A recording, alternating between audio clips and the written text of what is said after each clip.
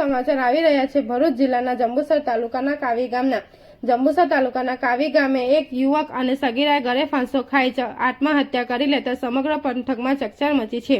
આ મામલે કાવી પોલીસ બંને મૃતદેહને નીચે ઉતારી પોસ્ટમોર્ટમ અર્થે જંબુસર સબ ડિસ્ટ્રિક્ટ હોસ્પિટલ મોકલી આપવામાં આવ્યા છે। જંબુસર તાલુકાના કાવી ગામના વાવડી ફળિયામાં રહેતા 19 વર્ષીય સુજાનભાઈ રાઠોડ અને તે જ ફળિયામાં રહેતી 16 વર્ષીય સગીરા એકબીજાને પ્રેમ કરતા હોવાનું જાણવા મળ્યું હતું।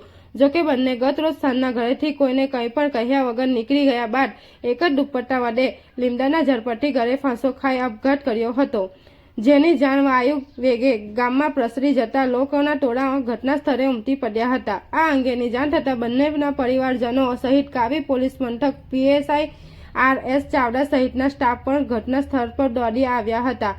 પોલીસે બંને મૃતદેહને નીચે ઉતારી જંબુસર સબ ડિસ્ટ્રિક્ટ હોસ્પિટલ ખાતે પોસ્ટમોર્ટમ માટે મોકલ્યા છે।